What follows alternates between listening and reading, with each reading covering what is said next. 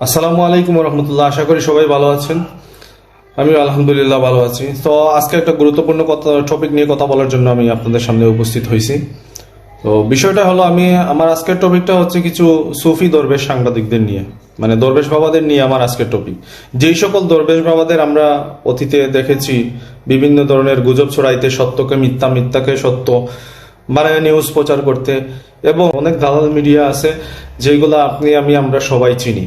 যে দালালগুলা কারা, বিভিন্ন জেলায় উপজেলায় আপনারা দেখতে পারবেন যে কিছু সক্রিয় হলুদ সাংবাদিকগুলা ছিল দরবেশ বাবারা।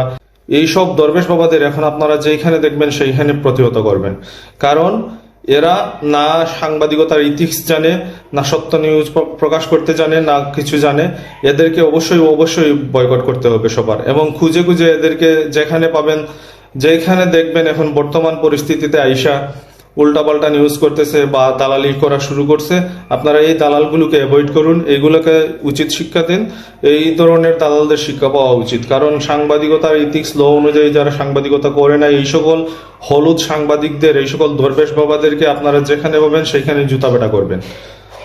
আপনারা অবশ্যই লক্ষ্য করছেন বিভিন্ন জেলায় উপজেলায় যারা আগে সংবাদকর্মী, হলুদ বলেন, লাল, সবুজ, যাই বলেন, যে এরকম সংবাদকর্মী ছিলেন, যিনারা ছিলেন কি ধরনের নিউজ ওনারা কাভারেজ করছে, বা কারা সত্য প্রকাশ করছে, কারা অসত্যের প্রতি ছিল, এবং কারা এই দুর্ভিক্ষের সময়ে কারা নীরব ছিল, তাদের ভূমিকাটাও দেখবেন।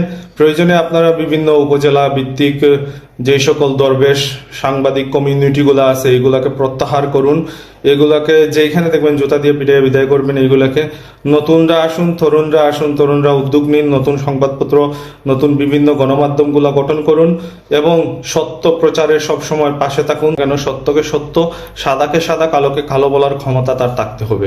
সে কি করে, কোন দল করে, ওইটা দেখার বিষয় নয়, তার মধ্যে মেধা আছে কিনা এবং সত্য প্রকাশের সাহস আছে কিনা, শক্তি আছে কিনা, এইটা দেখতে হবে। তার কলমের পাওয়ার কতটুকু, সেটাই দেখে এইরকম মানুষগুলাকে আপনারা ফ্রন্ট লাইনে নিয়ে আসেন এবং সত্য প্রকাশে উৎসাহিত করেন।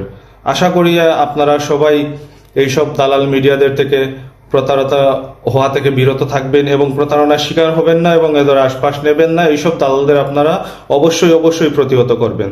ধন্যবাদ সবাইকে, ভালো থাকবেন। আসসালামু আলাইকুম ওয়া রাহমাতুল্লাহি ওয়া বারাকাতুহু।